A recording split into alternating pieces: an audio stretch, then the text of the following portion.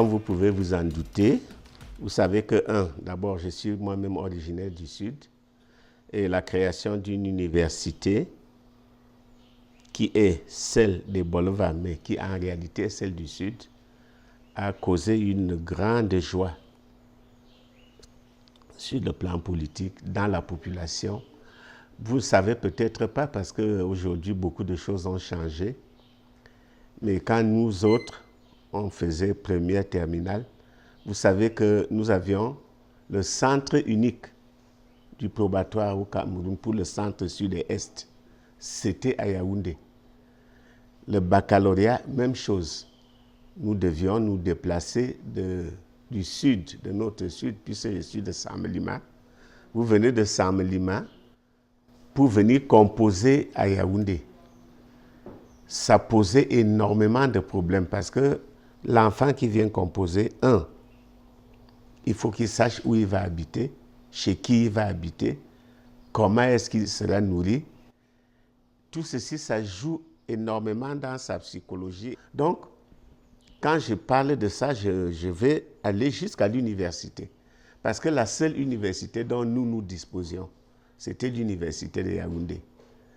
Donc, quand moi je viens à l'université à Yaoundé, encore heureux que nous avions des gens devant nous, chez qui nous pouvions déjà habiter et qui connaissaient quand même, à force de relations, à qui s'adresser pour pouvoir loger, ou un petit cousin, ou un petit oncle, ou...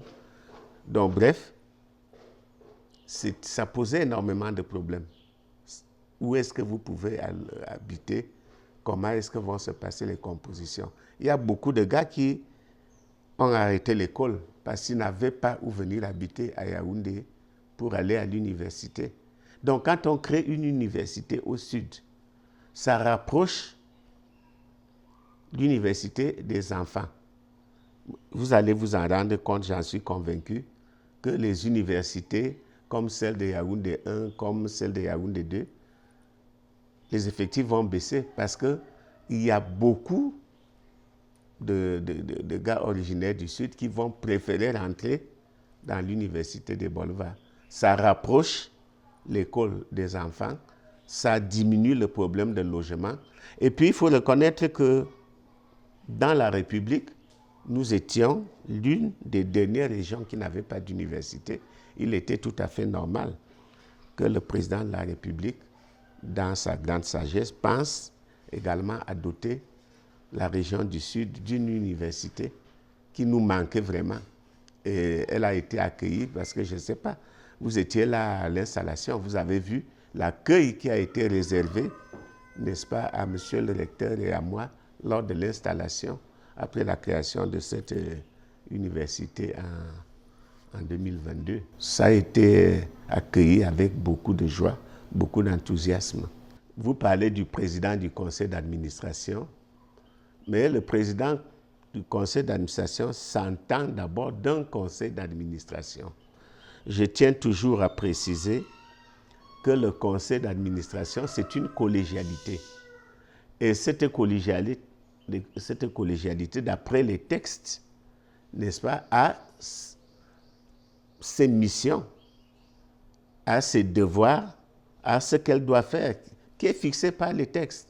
Je crois que si nous suivons tous les membres du conseil d'administration de l'université de Bolova, c'est tout un collège, des gens qui ont été nommés par le président de la République. C'est tout un collège. Il y a le nombre de conseillers qui est limité, c'est limité par les textes et tout. Nous allons tout faire. C'est-à-dire, moi, de par ma formation, je suis un homme de loi. Un homme de loi habitué à agir avec les textes. Donc, tout ce qui est prévu par les textes, nous allons nous efforcer à pouvoir le réaliser pour que l'université puisse être parmi les premières, sinon la première de la République, je ne parle pas de la région. Par exemple, en ce moment, il y a les infrastructures qui commencent déjà à être mises en place. Ça évolue. Je crois que tout va aller de mieux en mieux et l'administration, telle que je la connais dynamique en ce moment, va être de plus en plus, n'est-ce pas, à la recherche de ce succès-là. Et nous y tenons beaucoup. L'université, en ce moment, fonctionne. Elle fonctionne. Elle fonctionne même bien. Je peux dire qu'elle fonctionne bien. Mais l'université, comme vous pouvez le remarquer, avec ces problèmes de logistique, c'est des problèmes très aigus qui se sont posés. Nous avons d'abord rencontré le problème des infrastructures.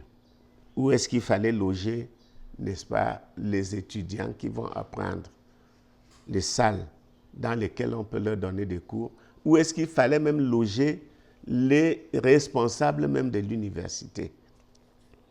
Et je tiens à préciser qu'à ce niveau-là, nous avons eu à soulever ce problème au cours d'un conseil et nous avons chargé quelques personnes, des grands responsables, où on s'est retrouvés.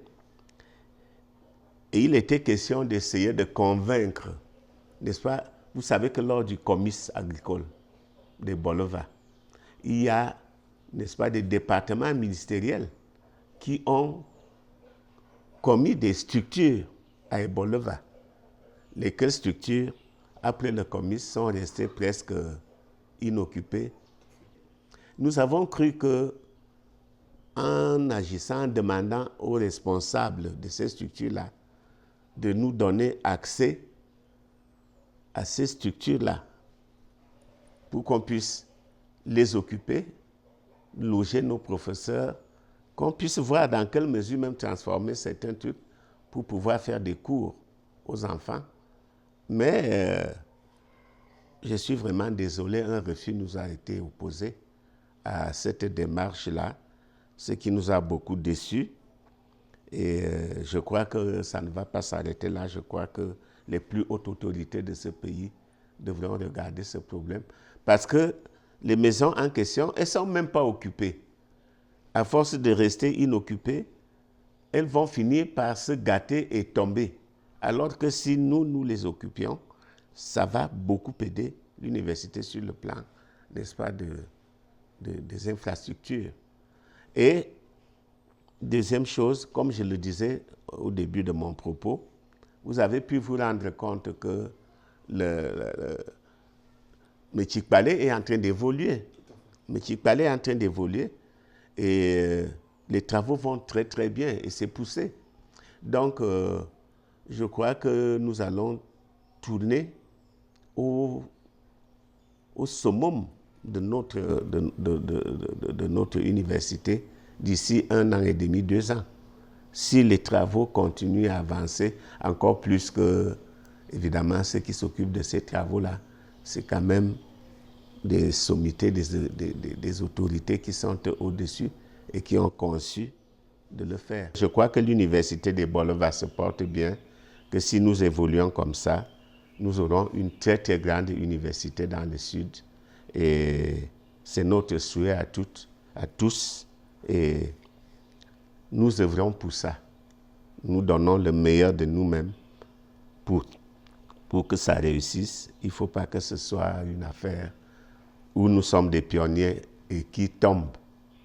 Nous mettons, n'est-ce pas, toute notre volonté à ce que ce soit bien fait. Merci beaucoup.